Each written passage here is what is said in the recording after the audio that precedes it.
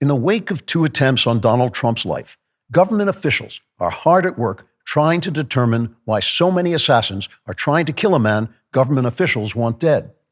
In their fearless pursuit of the truth, the Justice Department this week released a letter from the latest would-be killer in which the gunman offered $150,000 to anyone who would finish Trump off.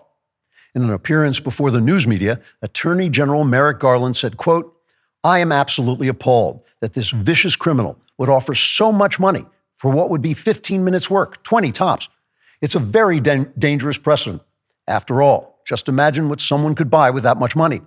Even if you had to lay out, say, $6,000 for the sniper rifle, you'd still have enough left to buy almost anything you wanted.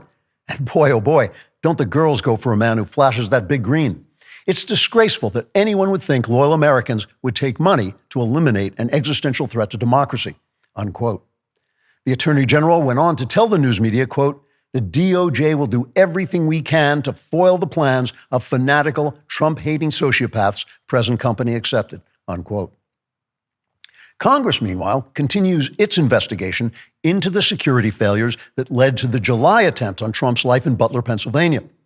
Democrat chairman of the Homeland Security Committee, Senator Gary Peters, told reporters, quote, "We are determined to find out how a sniper got on top of a roof only 100 yards away from Trump with an absolutely perfect line of sight where it should have been almost impossible for him to miss. I mean, really, anyone but a complete incompetent could have made that shot. In any case, we will not rest until we know which faulty radio or local police officer is to blame for the Secret Service's failure to do their only job. Since Ronald Roe Jr. arranged security in Butler, he has been promoted to acting head of the service, so he more than anyone wants to fix the lapses that allowed the shooter to get in a position where really, how could he miss? It's absolutely baffling," unquote. The committee released on-site transcripts of Secret Service agents during the Butler attack, revealing several lapses in security. The transcripts read in part, quote, "Agent Brennan, President Trump has been shot. Agent Rowe, oh yeah, that reminds me, I think there's a sniper on the roof. Also, we've received some credible threats against the president. Agent Brennan, well, luckily, the sniper missed. Agent Rowe, how the hell could he miss? He was only 100 yards away," unquote.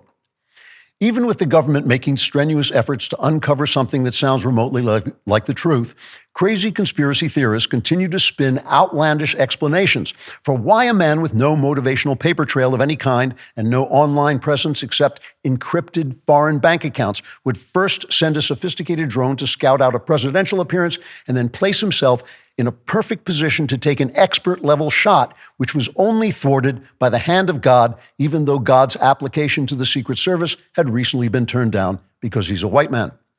On one right-wing platform, for instance, an anonymous silhouette hailed by conservatives as the most respected schizophrenic in America said that history reveals how a cabal of Jews forced Hitler to use precious resources, exterminating them, so that he would lose World War II. Allowing the few surviving Jews to escape to America, where they could nuke the Christians in Nagasaki and seize control of our space lasers so that at long last they could use their unbounded power to cluster together in a country the size of a postage stamp where everyone and his uncle can easily vaporize them.